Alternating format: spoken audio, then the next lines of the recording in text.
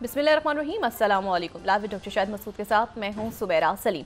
नाज़िम, मुल्क भर में आज यौम बहरिया मनाया जा रहा है, जबकि भारत ने सतलुज में मजीद पानी छोड़ दिया है। चनाब में पानी के तेज बहाव से बंद भी टूट गए, जिससे दर्जनों बस्तियां ज़ेरियाब आ गई। जबकि दूसरी जानिब सुप्रीम कोर्ट के 4 जजेस ने चीफ जस्टिस याहिया अफरीदी साहब को खत लिख दिया, जिसमें सुप्रीम कोर्ट के रूल्स को सर्कुलेशन के जरिए मंजूर करने पर तहफ्फुजात का इजहार किया गया है। और खत लिखने वाले चारों जजेस ने फुल कोर्ट इजलास में शिरकत भी नहीं की थी। इसके अलावा भी दीगर मौज़ूआत पर आज हम गुफ्तगू करेंगे। स्टूडियो में हमारे साथ मौजूद है डॉक्टर शाहिद मसूद। अस्सलाम वालेकुम डॉक्टर साहब। डॉक्टर साहब, भारत ने सतलुज में मजीद पानी छोड़ दिया है। चनाब में पानी के तेज बहाव से बंद भी टूट गए हैं। दर्जनों बस्तियां ज़ेरियाब आ गई हैं। बहुत नुकसान हुआ है सैलाब से और जारी है। और लेकिन उससे पहले यौम बहरिया और आज की दुनिया में आप देखें कि ओशंस की और समंदरों की और बंदरगाहों की और सब मेरीन्स की और उनकी हम रोज़ डिस्कस करते हैं। साउथ चाइना सी, इंडियन ओशन, रेड सी और सुइस कैनाल और आर्कटिक, तो ये सारा हम रोज़ डिस्कस कर रहे होते हैं। तो उससे अंदाज़ा होता है कि नए जो नेवल पावर है वो कितनी इम्पोर्टेंट है आने वाले दिनों के वॉरफेयर में, और किस तरह से टेक्नोलॉजीज इमर्ज हो रही हैं, किस तरह से सारा। तो उसमें पाकिस्तानी बहरिया एक अपनी जगह बहुत एक ताकतवर दुनिया की नेवीज़ में से एक है, और मुबारक हो जी उनको और सारी कौम को यौम बहरिया। अच्छा, इसमें जो सैलाब है उसकी तबाहकारियाँ जारी हैं, और उसके नतीजे में अब महंगाई का एक तूफ़ान आने को है। और इस बात का शदीद ख़तरा है कि मुल्क में गंदम की पैदावार कम हो या शॉर्टेज हो जाए। और पिछले 3 हफ्तों में 20 किलो आटे का जो थैला है वो उसमें 1000 रुपये से ज़्यादा इजाफा हुआ है 3 हफ्तों में। तो 20 किलो का जो थैला है वो 2500 रुपये का इस वक्त, यानी तकरीबन 1000 रुपया उसकी कीमत बढ़ी है गंदम। और आने वाले दिनों में चूँकि बहरान का ख़तरा है, इसलिए ये कि ये इनमें मज़ीद इजाफा भी हो सकता है और शॉर्टेज भी हो सकती है। और देखें 2010 में जब सैलाब आया था बड़ा तबाहकुन, तो जस्टिस मंसूर अली शाह साहब उसके लाहौर में थे गालिबन, तो उनकी एक रिपोर्ट आई थी। उसमें उन्होंने बिल्कुल आइडेंटिफाई किया था नामों के साथ कि क्या क्या कौन कौन से लोग, क्या क्या वजूहात हैं, और करप्शन इंडिकेट की थी उन्होंने कि सैलाबों को रोकने में जो है वो करप्शन के हवाले से पूरी रिपोर्ट आई थी। और उसके बाद जो है वो कोई 300, उसके बाद एक कमेटी बना दी गई थी उस पर, और 300 अरब रुपए से ज़्यादा 300 अरब रुपए से ज़्यादा सैलाब रोकने के इक़दामात पे ख़र्च उसके बाद किया गया। वो कहाँ किया, ये मैं हाउसिंग सोसाइटियों की बात नहीं कर रहा, ना कोई बड़े कोई, ये जो छोटे छोटे होते हैं ना कि आपने किसी जगह पे पानी रोकना है, तो ना कोई बड़ा डैम, ऐसे नहीं, जो बाकी मामला आते हैं उन पर 300 अरब रुपए का खर्चा हुआ कि सैलाब को रोका जाए। और वो सारा का सारा जो है वो करप्शन की नज़र हो गया। अब रिपोर्ट्स ही बता रही हैं। तो मैं तो 2-3 बातें ऐसी हैं जिनके ऊपर मैं अपना एक स्टांस रखता हूँ। पहली बात तो ये है कि across the board accountability, across the board, not political which hunting but across the board accountability, और एलिट और वो सारे लोग जो मुल्क से पैसा ख़ास तौर पे बाहर ले गए या जिन्होंने मुल्क के अंदर लूट मार की, ये हाउसिंग सोसाइटियाँ फलाना ढिमाकना, ये जो भी हो, अक्रॉस द बोर्ड अकाउंटेबिलिटी, और उसके बाद सरमायाकारी होगी, रूल ऑफ लॉ। और दूसरी बात यह है कि फॉर द लास्ट, अभी 9/11 आ रहा है 11 सितंबर, तो 24 साल मुझे हो जाएंगे टीवी स्क्रीन पे। मैं पहले दिन से ये बात आज तक ये कहता आ रहा हूँ कि ये जो सिस्टम्स हैं ना हमारे मुल्क में, ये पहले दिन से, यानी आप समझें कि 2002-3 से मैंने ये बात कहनी शुरू की थी कि जो सिस्टम है ना पाकिस्तान का, जो कॉन्स्टिट्यूशन है या जो इसके अंदर एक ये अवाम दोस्त नहीं है, और इसमें जितनी अमेंडमेंट्स आई हैं वो उनका कोई अवाम को फ़ायदा नहीं पहुंचा। और ये जो सिस्टम है हमारा, जो कॉन्स्टिट्यूशन है, इसके अंदर फंडामेंटल चेंजेस की ज़रूरत है, जिसके नतीजे फंडामेंटल बुनियादी तब्दीलियों की ज़रूरत है। बुनियादी, ये नहीं कि 2-3 तरमीमें हो गई, एक तरमीम दूसरी तरमीम। इसकी बुनियादी जो हैयत है ना, बुनियादी साख्त जो है ना, वो उसमें तब्दीली की ज़रूरत है, जिससे अवाम के अंदर जो है वो मतलब एक तो एलीट ख़त्म कर दी जाए ना। एलीट मुझे नहीं, एलीट तो क्या है, एलीट है देखे ना, एलीट तो वही है ना जो पैसा आ गया चोरी चकारी का, तो एलीट या तो कोई मेहनत करके किसी ने कोई काम किया तो उनको तुम कह सकते हैं कि जी बरसा बरस में किसी ने, पहले लोगों ने अदारे बनाए, कंपनीज बनाई, कारोबार किया। अब तो वो तो मतलब 20-20 साल के बच्चे जो हैं अरब खरबपति बने हुए हैं। तो वो बात ये है कि ये बगैर मेहनत के, तो बात ये सारी कि ये सिस्टम जो है ये पूरी दुनिया में सिस्टम गिर रहा है, गिर चुका है, गिर रहा है इसकी। और उसके साथ ही ये भी चूँकि पाकिस्तान का सिस्टम भी वो 1947 और पोस्ट जो वर्ल्ड वॉर 2 की मुनासबत से बनाया गया सिस्टम था, तो उसमें भी एक फंडामेंटल चेंजेस की ज़रूरत है नई दुनिया के तकाज़ों के मुताबिक। हुकूमतें भी गिर रही हैं और ये जो है वो आज कल जापान के वज़ीर आज़म रिज़ाइन कर गए थे अशीबा, और वो रिज़ाइन कर गए थे इसलिए कि उनकी पार्टी की तरफ से अदम एतमाद का इजहार हो रहा था उन पर। और जापान जो है वो आज जो है वो फ्रांस के वज़ीर आज़म जो है वो आज रिज़ाइन करने जा रहे हैं कुछ देर के बाद। सही। और हॉस्फो बायो, अगर बायो अगर मैं उसको फ्रेंच में जो है वो फ्रांसवा भी बाज़ लोग उसको पढ़ते हैं, बाज़ हॉस्फा भी पढ़ते हैं उनके नाम को। तो वो जो है और बायो, तो वो जो है वो आज अदम एतमाद की तहरीक के बाद फ्रांस में वो रिज़ाइन करने जा रहे हैं, अदम एतमाद के बाद फ्रांस में। और एक नया पॉलिटिकल टर्मोइल फ्रांस में खड़ा होने जा रहा है। अच्छा, ये कौन है? ये वो वज़ीर आज़म हैं जिनका इलेक्शन हमने बहुत डिटेल में डिस्कस किया हुआ है ऑलरेडी। यानी ये प्रेसिडेंट मैक्रों के वज़ीर आज़म हैं और ये चौथे वज़ीर आज़म हैं जो 2022 में उनकी सेकंड टर्म जो प्रेसिडेंट मैक्रों की आई, तो ये चौथे वज़ीर आज़म हैं जो कि फ़ारिग होंगे और पाँचवें वज़ीर आज़म को तलाश करना पड़ेगा प्रेसिडेंट मैक्रों को। अच्छा, ये हम ज़रा इसको रिवाइज़ कर लेते हैं कि ये कौन से प्राइम मिनिस्टर हैं। ये वो प्राइम मिनिस्टर हैं प्रेसिडेंट मैक्रों ने स्नैप इलेक्शंस कॉल कर लिए थे, हमने डिस्कस किया था इस प्रोग्राम में बहुत तफसील से। और क्योंकि जर्मन चांसलर ने इलेक्शंस कॉल कर लिए थे, तो उसके बाद इन्होंने भी कॉल किया इलेक्शन। प्रेसिडेंट मैक्रों ने एक तरह से, आप समझें कि इन्होंने एक तरह से एक गैम्बल किया कि मैं भी पार्लियामेंट के अंदर अक्सरियत लेता हूँ, क्योंकि सामने मद्दे मुकाबिल जो है वो ली पेन की जो राइट विंग पार्टी थी वो सामने राइट विंगर्स ज़ोर पकड़ रहे थे पूरे यूरोप के अंदर। तो इन्होंने ये कहा कि मैं पार्लियामेंट के इलेक्शंस करवाता हूँ, स्नैप इलेक्शंस इन्होंने कॉल किए। अब वहाँ जो सिस्टम है फ्रांस में वो ये है कि जो प्रेसिडेंट हैं इनकी टर्म है 2027, 18 महीने भी इनके हैं, तो ये 2027 तक ही हैं। तो इन्होंने स्नैप इलेक्शंस कॉल कर लिए और प्रेसिडेंट जो है उनके पास नेशनल सिक्योरिटी और फॉरेन अफेयर्स सारे जो हैं वो प्रेसिडेंट के पास हैं और बाकी जो डोमेस्टिक अफेयर्स हैं वो प्राइम मिनिस्टर के पास। इस तरह से उनका सिस्टम है, सेमी प्रेसिडेंशियल कह लें, जिस तरह से भी कहें, उन्होंने अपने मुल्क के मुताबिक बनाया हुआ है, फिफ्थ रिपब्लिक जो कहते हैं। अब ये है कि वो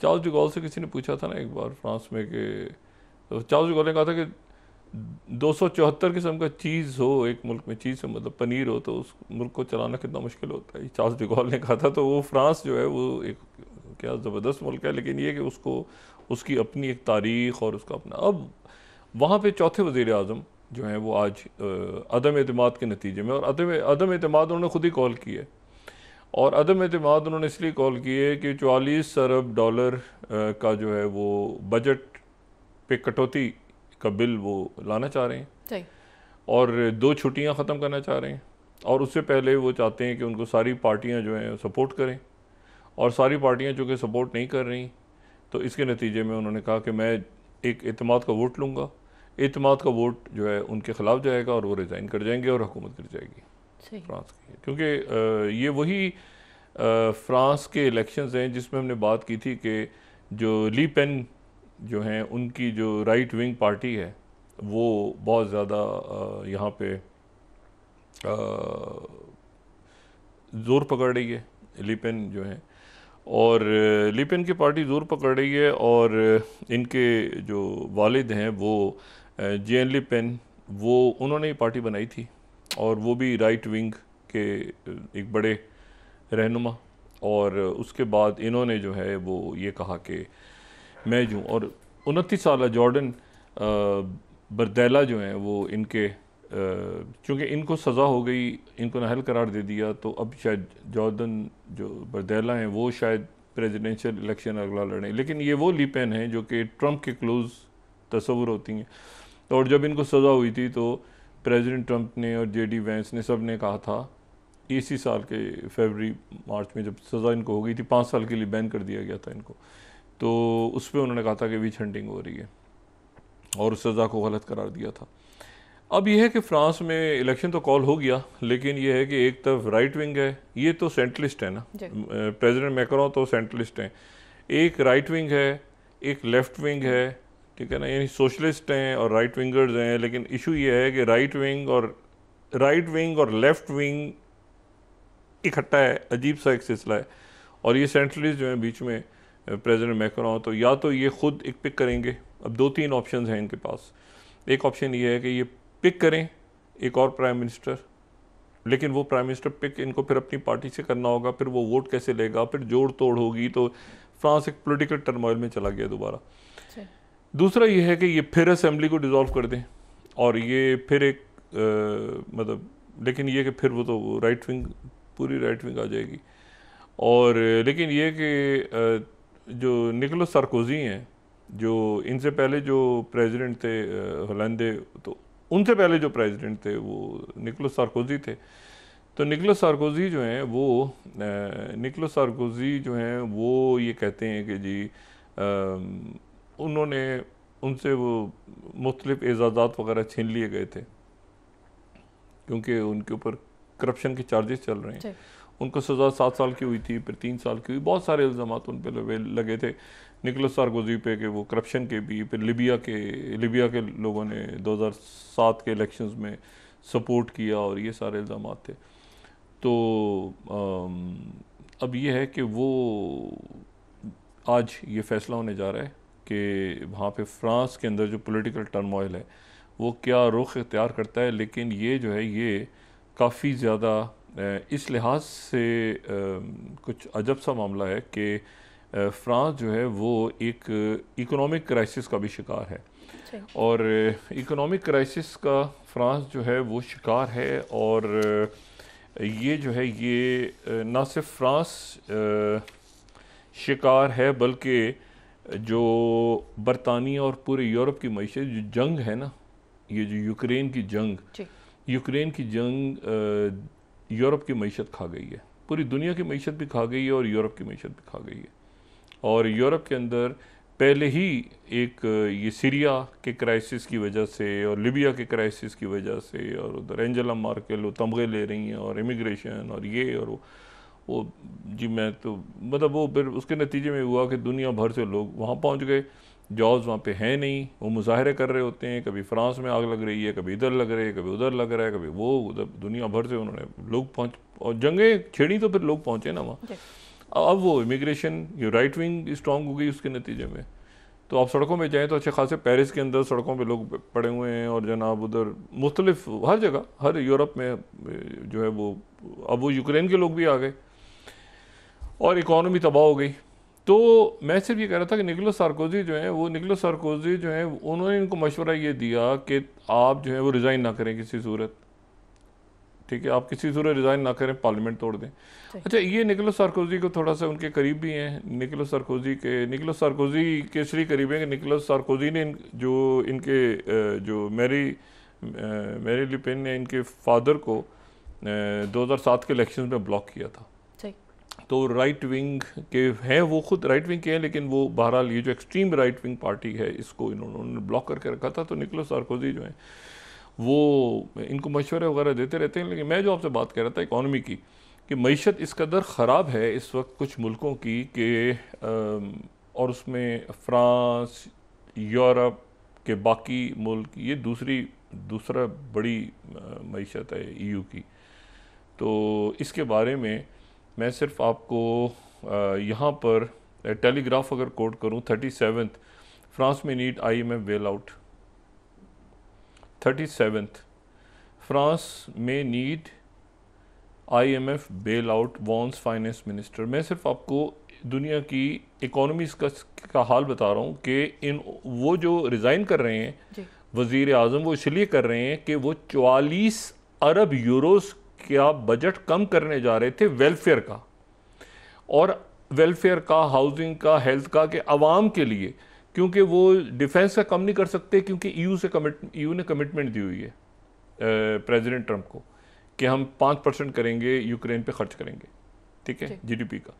तो उसके नतीजे में उन्होंने कहा कि मैं 44, अभी पैसा कहाँ से आया, तो पैसे के लिए उन्होंने कहा कि अवाम पे मैं जो है वो उनके ऊपर ही कट लगाते हैं, उसके ऊपर हंगामे शुरू हो गए। पार्टी, उन्होंने कहा मैं अच्छा मैं अपने ऊपर क्यों लूँ, ऐसा है कि मैं सब मुझे एतमाद का वोट दें, फिर मैं ये ऐलान करूँगा। सब एतमाद का वोट देने नहीं जा रहे, तो उसके नतीजे में वो आज गवर्नमेंट गिर रही है फ्रांस की। और प्रेसिडेंट मैक्रोन जो है, अब प्रेसिडेंट मैक्रोन के सामने 2-3 रस्ते हैं, या एक तो वज़ीर आज़म चुनेंगे या दूसरा इलेक्शन कॉल कर लेंगे। हो सकता है उसमें सेंट्रलिस्ट पार्टी उनकी ज़्यादा आ जाए, क्योंकि उनको एक सपोर्ट, एक तो राइट विंग बढ़ रहा है ना सारा, लेकिन उसके अगेंस्ट जो एक आवाज़ है इस वक्त तवाना, वो प्रेसिडेंट मैक्रोन की है। सेंट्रलिस्ट भी तो है ना बहुत से, जो कि दरमियान का एक रास्ता। तो ये प्रेसिडेंट मैक्रोन को बहुत बड़ा एक एडवांटेज है, तो वो उन पर वो पाबंद नहीं है कि वो रिज़ाइन करें, लेकिन उनके इस्तीफ़े का मुतालबा शुरू हो गया है कि वो रिज़ाइन करें। और वो अब किस तरह से इस पूरी पिक्चर से निकलते हैं, मैं वॉल स्ट्रीट जर्नल यहाँ पे कोट करना चाह रहा हूँ ताकि लोगों को पता चले कि दुनिया की मईशत कहाँ खड़ी है। 38th, बेल आउट फ्रांस और and Britain, you will need a bigger IMF। दोनों मुल्कों की मईशत इतनी, ये पूरी जो जंग है ना, ये जो यूक्रेन वॉर है, ये पूरे यूरोप को, बरतानिया समेत, क्योंकि एक तो अपने ऑयल नहीं लेना रशिया से, एक जो पाइपलाइंस थी वो उड़ गई, एक असला, एक ट्रूप्स उनको उधर भेजी, फिर उसके बाद एक उसमें हाइप बन जाती है ना, हम तो जीत गए भाई, इसके बाद तो पता नहीं क्या हो जाएगा, यहाँ पे हर तरह हरियाली आ जाए। उसके बाद लाखों की तादाद में रेफ्यूजीज यूक्रेन से जो डिस्प्लेस्ड हैं, और लोग मारे गए हैं, दरमियान में उजड़ गए हैं, बर्बाद हो गए हैं। साथ फिर ये कि ये बॉर्डर्स कैसे बनेंगे, आगे क्या होगा, अभी तक कोई सर पैर नहीं। पिछले 24 घंटे में 1300 बंदे यूक्रेन पे, कीव पे जो अटैक हो रहे हैं रशिया के, तो रशिया तो अपनी यहाँ पे जंग छेड़ी हुई है, रशिया तो नहीं रुक रहा अभी। तो उसके नतीजे में ये जो पूरी पिक्चर है, ये एक बहुत ख़राब, गार्डियन जस्ट हिस्टेरिया, वो तरदीद भी कर रहे हैं 39, just hysteria, UK faces a crisis 39th, but IMF bail out talk is over blown.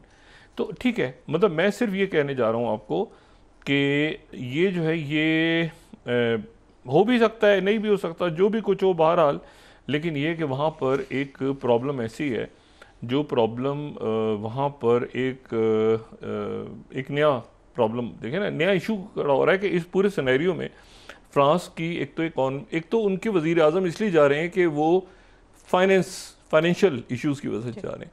दूसरा ये कि IMF बेल आउट का जिक्र शुरू हो गया है, लेना चाहिए, नहीं जाना चाहिए, जाना चाहिए, नहीं जाना। ये यूरोप की मईशतें तब जो है बर्बादी की तरफ चली जाएंगी जंगों की वजह से।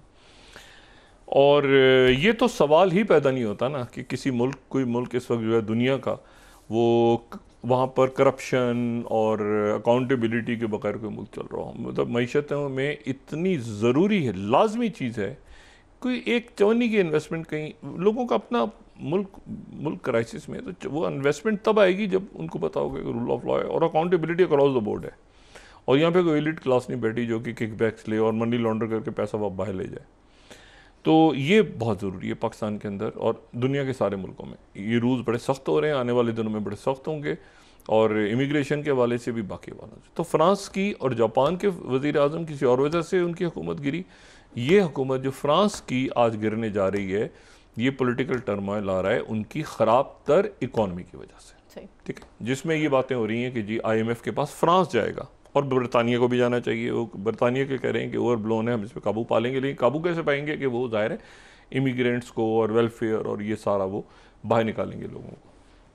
ये लॉज बड़े सख्त हो जाएंगे आने वाले दिनों में, इलीगल इमिग्रेंट्स और ये सारा मामला। अच्छा, अब इसी पूरे सिनेरियो में ये बात आप जहन में रखें कि एक उनके मार्शल पेतां जो हैं उनके एक वज़ीर आज़म थे जो निकोलस सार्कोजी से पहले सिर्फ वही तारीफ में गुजरे हैं दूसरी जंग अजीम के दौरान, जिनसे ये लीजेंड ऑफ ऑनर वगैरह जो थे ये उनसे छीन लिए गए थे। उनका ट्रायल हुआ था। मैं सिर्फ ये बताऊँ, निकोलस सार्कोजी का मैंने जिक्र किया है, निकोलस सार्कोजी से भी लीजेंड ऑफ ऑनर और ये सारे मेडल्स वगैरह ले लिए थे। इससे पहले दूसरी जंग अजीम के दौरान ये 1940 की दिहाई में जो है वो मार्शल पेतां जो हैं उनसे उनका ट्रायल हुआ था। चार्ल्स डिगाल ने किया था उनका ट्रायल। फ्रांस के वो थे, लेकिन उन पर इल्ज़ाम ये था कि वो जर्मन्स के करीब हैं, यानी वो नाजीज़ के साथ, नाजीज़ को उनकी हेल्प कर रहे हैं, लेकिन वो बड़े पॉपुलर थे। तो उसके बाद ये हुआ कि उनको सज़ाए मौत सुना दी गई।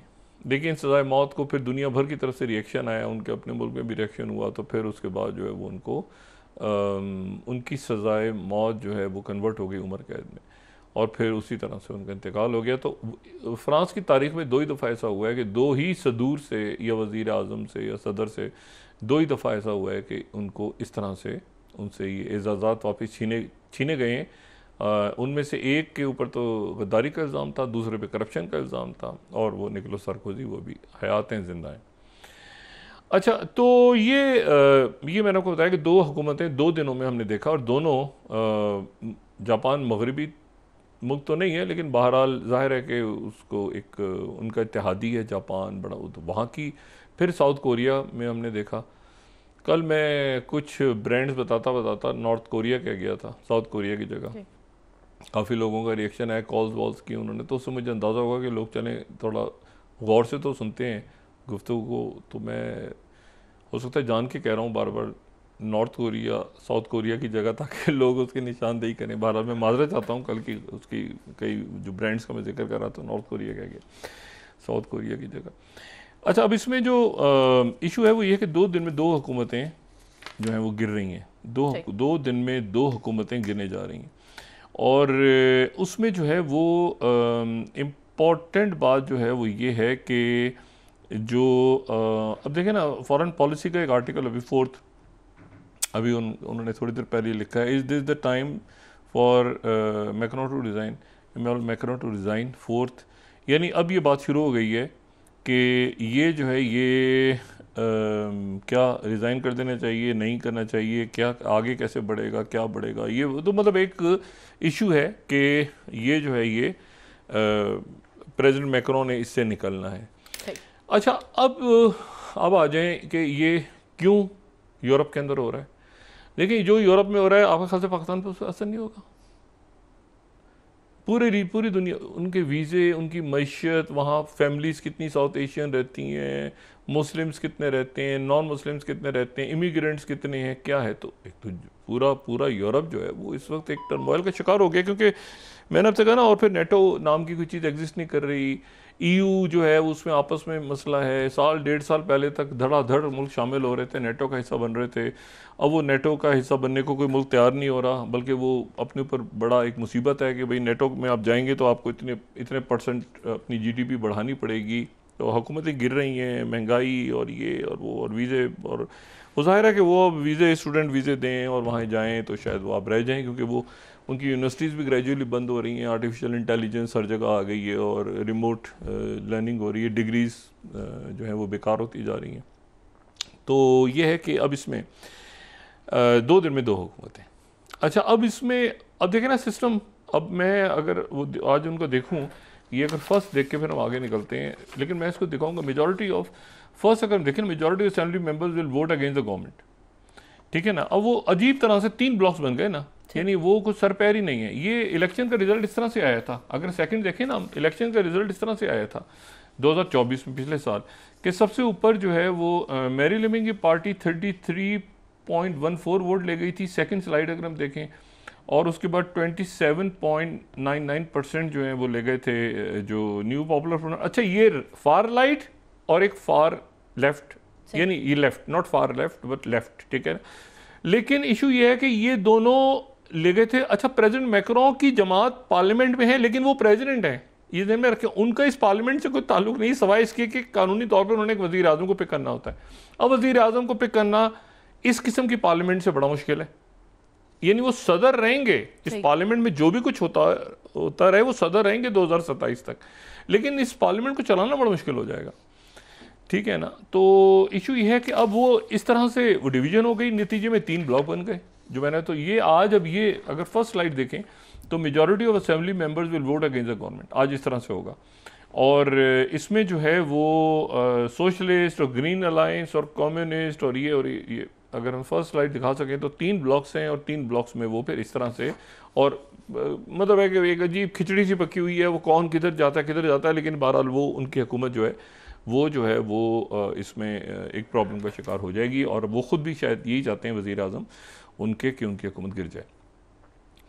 अच्छा, अब इसके साथ जो दूसरा इशू है वो ये है कि ये यूक्रेन में तो जंगबंदी नहीं होने जा रही, और यूक्रेन को थोड़ा सा बैक बर्नर पे भी डाल दिए प्रेसिडेंट ट्रंप ने इस वक्त। प्रेसिडेंट ट्रंप और इश्यूज़ हैं, वेनेजुएला का इशू चल रहा है, बाकी इश्यूज़ चल रहे हैं, और उनका जहन जो है वो ज़ाहिर है इस वक्त ब्रिक्स के ऊपर और SCO और बीजिंग में जो मिलिट्री परेड हुई है और ये सारा, उस तरफ भी ये सारा।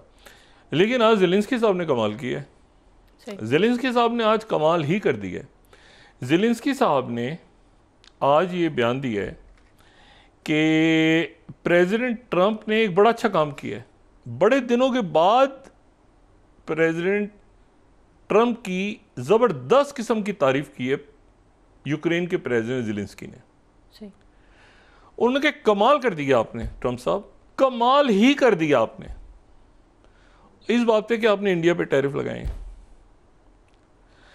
ये मैं यहां पे कोट कर रहा हूं कि Indian Express 17th, Trump wants to finish war, जंग आप खत्म करना चाहते हैं। Zelensky calls US tariffs over India Russia oil deal the right idea. आपने बहुत अच्छा काम किया है। अब ये कौन से ज़ेलेंस्की हैं जो जिनको अब क्या ट्रंप और आपको पता है इनके ताल्लुक कैसे हैं। अच्छा, अब वो नंद भावज वाले ताल्लुक आते हैं, वो सास बहू वाले। अच्छा, अब मसला ये है कि वो ट्रंप की तारीफ कर रहे हैं। आगे आप न्यूज़ 18 देखें, राइट आइडिया, ज़बरदस्त आइडिया पेश किया है। ज़ेलेंस्की जो है ना वो शहद की दलदल बने पहली दफ़ा ट्रंप के लिए, फूलों की बारिश, तालियां, क्या right idea. 18th, Zelensky backs Trump's tariff on India over Russian oil purchases. ओ भाई, ये मुझे कोई ज़रा समझाए ये क्या हो रहा है। आप यकीन करें, NDTV, right idea. Ukraine Zelensky 16th, Ukraine Zelensky backs Trump Russian oil over India. यानी फैसलाबाद का घंटा, चलते फिरते हर आदमी जो है ना इस वक्त मोदी जी अजीब चक्कर में फंस गए। इन्होंने पुतिन से मिलने से पहले इन्होंने ज़ेलेंस्की को फ़ोन किया था। अभी तो एक हफ्ता भी नहीं गुजरा, इन्होंने ज़ेलेंस्की को फ़ोन किया कि मेरे प्यारे भाई, मैं तेरे साथ भी हूँ, मैं तेरी बात उधर करूँगा, सब कुछ करूँगा, मेरा ध्यान रखना, पीछे कोई खैरियत इधर उधर सब पीछे, समझ गए ना बात। मैं तो जा तो रहा हूँ, मगर ये कि मैं, तुम देखो कितने बुरे हालात हैं। अब ज़ेलेंस्की जो है उधर से इनकी जो है वो तारीफ। फाइनेंशियल एक्सप्रेस 19th, आप यकीन करें कि एक अजीब व गरीब किस्म की सूरत है। और मैं आप इसको ये मैंने कहा ना केस स्टडी की हो क्या रहा है। मतलब Zelensky 19th backs Trump's tariffs on India, यानी ओ भाई, यानी अभी तो ज़ेलेंस्की से उन्होंने बात की थी कि पुतिन को ये मैसेज जाए और दुनिया को मैसेज जाए कि यूक्रेन मेरे पीछे खड़ा हुआ है, मैं बैलेंस कर रहा हूं। तो उधर फोन करके उधर गए, उधर ज़ेलेंस्की कह रहा है कि बड़ा अच्छा किया और लगाएं टैरिफ। अच्छा, अब मेरे ख्याल से वक्फा लें, फिर उसके बाद गजा की बात करते हैं और बड़ी पेशरफ्त हो रही है। लेकिन आप यकीन करें कि ये हर रोज कुछ ऐसा हो रहा है जिसकी कोई तौजीह नहीं पेश की जा सकती। ज़ेलेंस्की ट्रंप की तारीफ कर रहे हैं कि आपने एक ही काम अच्छा किया है कि आपने इंडिया पे टैरिफ लगा दी। डिस्कस कर लेते हैं जी। नाज़रीन वापस आते हैं, और सारी जंग की वजह ही ये मोदी सरकार है जी। नाज़रीन वापस आते हैं एक छोटे से ब्रेक के बाद।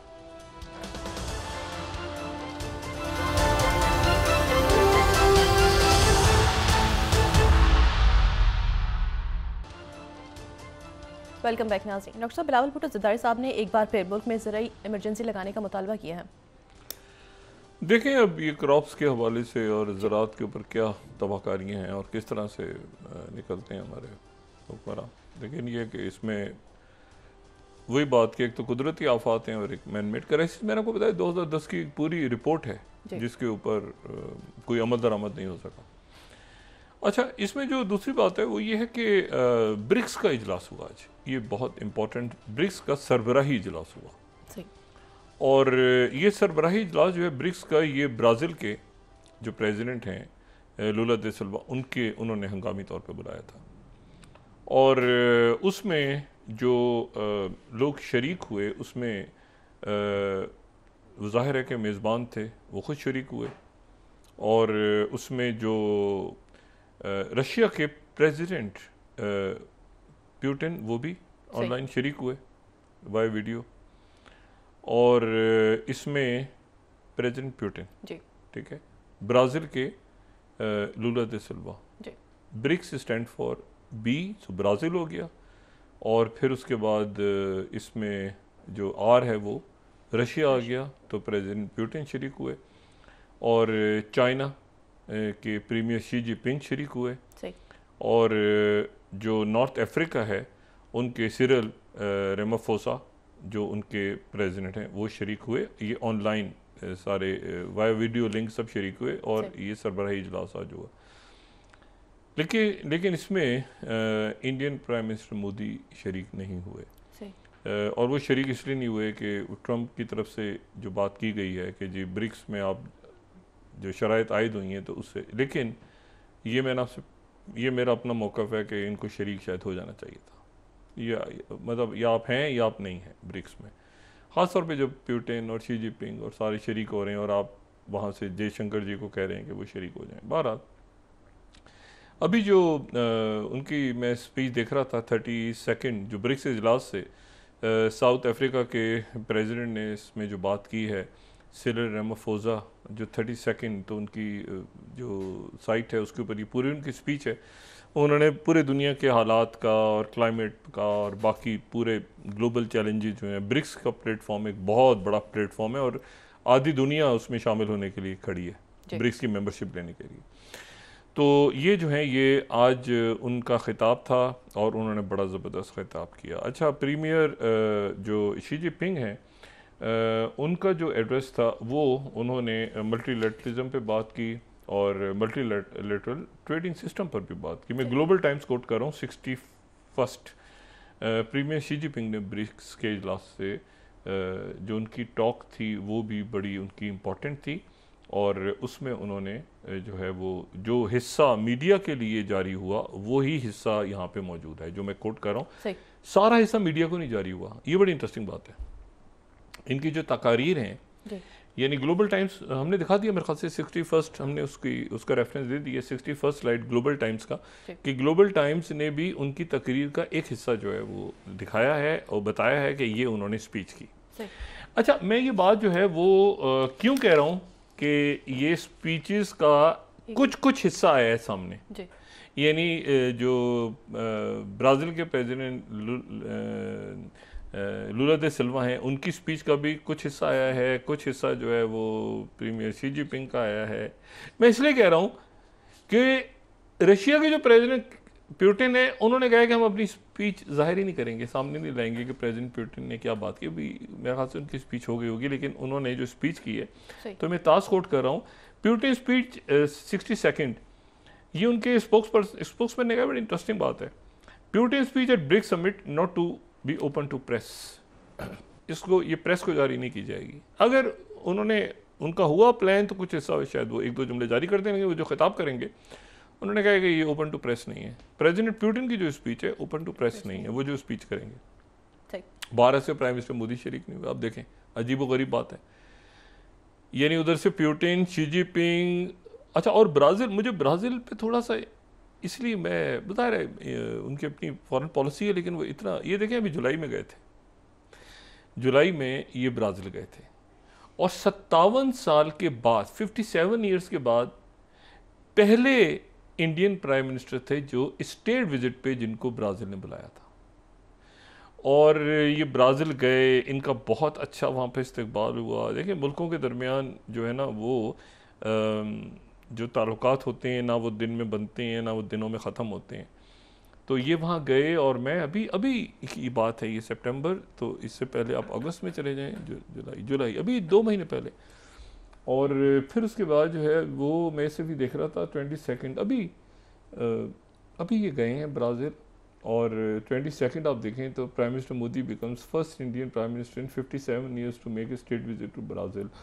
23 आप देखें तो 114 horse welcome Times of India, prime minister Modi gets big welcome during Brazil state visit greeted by president Lula. और प्रेसिडेंट लूला ने जब कहा कि आप सिर्फ एक ब्रिक्स के इजलास में शरीक हो जाएं, तो इन्होंने उसमें इनकार कर दिया। देखिए ना, बात ये है कि आप, अच्छा वो ट्रंप अपनी जगह मौजूद है, सही, ट्रंप का टैरिफ, अब तो जेलेंस्की आ गए बीच में, उन्होंने कहा हमारी सारी जंगी इन्होंने इंडिया ने छिड़ी है, ये पूरी जंगी वॉर मशीन ही इंडिया की वजह से हो रही है, आप यूरोप को बाकियों को सबको छोड़ दें, इंडिया पे टैरिफ लगाएं, जेलेंस्की नाम ले रहे हैं इंडिया का।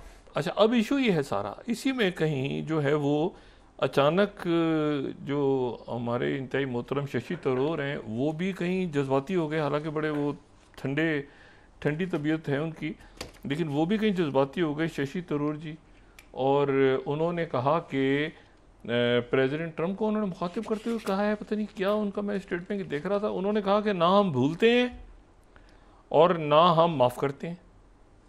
तो ये जो है ये तो बड़ी अजीब सी बात उन्होंने की। ये क्या बात हुई है? 29 can't just forget and forgive, हम ना भूल सकते हैं ना माफ़ करेंगे, ना भूलेंगे ना माफ़ करेंगे, शशि थरूर कह रहे हैं। अच्छा, ये अब प्राइम मिनिस्टर मोदी, अब ये यहाँ समझ नहीं आ रहा कि इन्होंने प्राइम मिनिस्टर मोदी को फिर किसी बांस पे चढ़ा दिया, क्योंकि हैं तो ये कांग्रेस में, इन्होंने या तो एक मरला, एक वो कहते हैं ना, एक 6-7 मंजिल ऊपर ले गए कि वो प्राइम मिनिस्टर मोदी ने कहा हमारे ताल्लुकात बड़े अच्छे हैं, तो शशि थरूर ने कहा नहीं, ना माफ़ करते हैं ना हम भूलते हैं। अब इंडियन प्राइम मिनिस्टर मोदी जो हैं थोड़े दिन पहले इनको वो लेकर आए थे राहुल गांधी के पास से अपनी तरफ, तो जब पूरी दुनिया में इनको भेजा था, ये बड़े बड़े बड़े यानी मेरी इनसे मुलाकातें नहीं हैं, तो बड़े ज़बरदस्त आप। अब ये जो है ना, ये कह रहे हैं कि 1 मिनट हट जाओ, उधर से मोदी कह रहे हैं जान बचाओ, हटो बचो हटो बचो, ब्रिक्स को छोड़ो, वो ट्रंप ने कुछ कह दिया, वो ट्वीट कर दिया ग्लोबल कॉम्प्रिहेंसिव स्ट्रेटेजिक प्लान, पता नहीं क्या खुदा जाने। ये कह रहे हैं नहीं, हम ना बेइज्जती भूलते हैं ना माफ़ करते हैं। अब ये एक नई टोन सेट हो गया। अब दोबारा इसको दोबारा देखें, अब आप आ जाएं, ये आप ज़रा हिंदुस्तान टाइम्स देखें ना, पहले ये कहाँ पे चढ़ा दिए शशि थरूर ने उनको, prime minister Modi. 29 can't just forget and forgive, Shashi Tharoor on new tone in Trump Modi ties. अच्छा, NDTV can't forget insults, Shashi Tharoor on Trump's new tone. अब नई टोन आ गई है ना इंडिया यूएस टाइज में। ओ भाई, इंडिया यूएस टाइज में नई टोन सेट कर दी कि इन्होंने शशि थरूर ने, अब इससे पीछे वापस जा नहीं सकते मोदी जी, क्योंकि मोदी जी ने तो भेजा था इनको दुनिया भर के दौरा करने के लिए, ये ऑपरेशन सिंदूर या मार्का के अभियान मरसूद के, इनको यही तो कहे थे ना भूलते हैं। कैसा डायलॉग है, जबरदस्त किस्म का, वो जावेद अख्तर साहब का, ये ना भूलते हैं ना माफ करते हैं। ट्रंप को सीधा भूलते भी नहीं है, माफ भी नहीं करते, ट्रंप ये माफी मांग रहा है।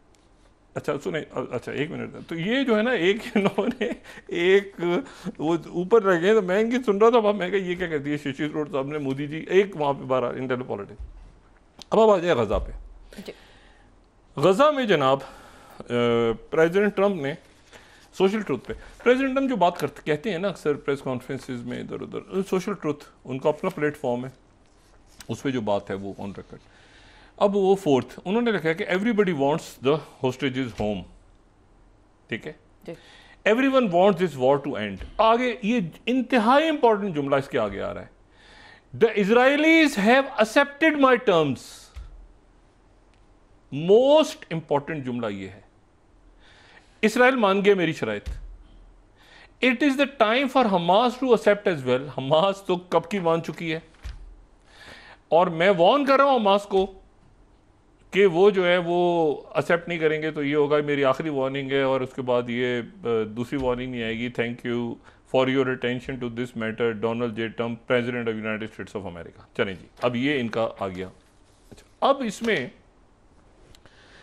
इशू ये है, ये रात को उन्होंने कर दिया, तो इसराइल इसका मतलब शराइत मान गया जी, इसराइल शराइत मान गया इनके सोशल ट्रुथ पे मैसेज के मुताबिक इसराइल के जो वज़ीर ख़ारजा हैं उन्होंने फौरी तौर पे इस मैसेज के आने के कुछ ही देर के बाद उन्होंने स्टेटमेंट जारी कर दी कि इसराइल जो है वो तमाम तर शराइत जो है वो तस्लीम कर चुका है, ठीक है। और हम तमाम जो शराइत हैं प्रेसिडेंट ट्रंप की वो हम तस्लीम कर रहे हैं 48th, ठीक है। रॉयटर्स को बयान दे दिया इसराइल ने, उनके फॉरेन मिनिस्टर ने, कि Israel has accepted Trump's Gaza cease fire proposal. और उसके बाद जो है वो 46th टर्किश न्यूज़ एजेंसी में कोट कर रहा हूँ, Hamas welcomes latest US cease fire proposal. Hamas ने भी एक्सेप्ट कर लिया। अब जनाब ये Al Arabiya, Saudi Arabia 51st Israel has accepted Trump's Gaza cease fire proposal, foreign minister says. Israel ने मान लिया, हमास तो पहले ही मान चुकी है।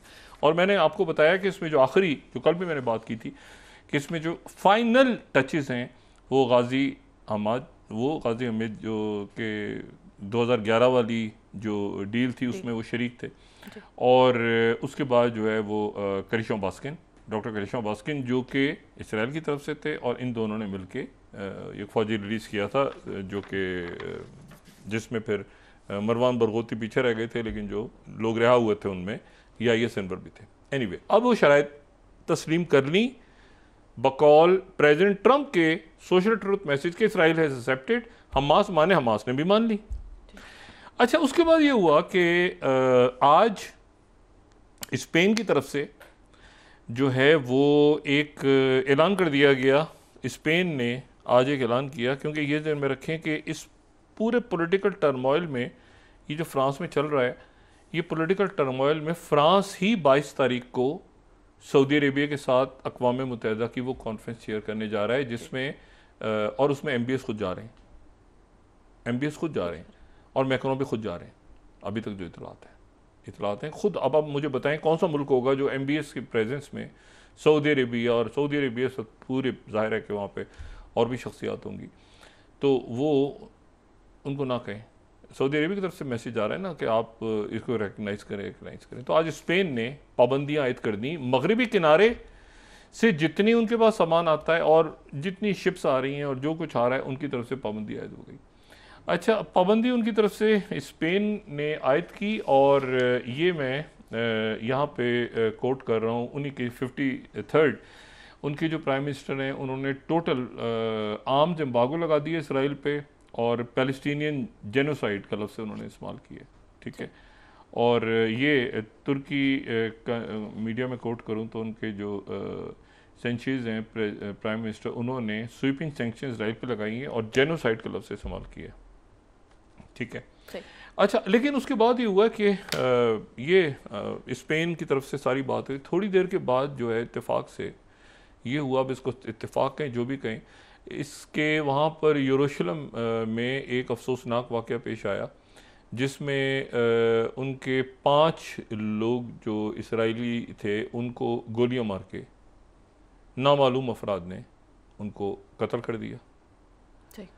और ये कोई 2-2.5 साल बाद, ये या उससे भी शायद ज़्यादा, बहुत अरसे के बाद ऐसा कोई वाक़या पेश आया है यरूशलेम में कि सड़क के ऊपर उन्होंने मार दिया, और ज़्यादातर उसमें उनके मजहबी पेशवा थे, रबाइश थे, उनको मार दी, गोलियां मार दी। और फिर उसके बाद जो दोनों हमलावर थे उन दोनों को भी मार दिया।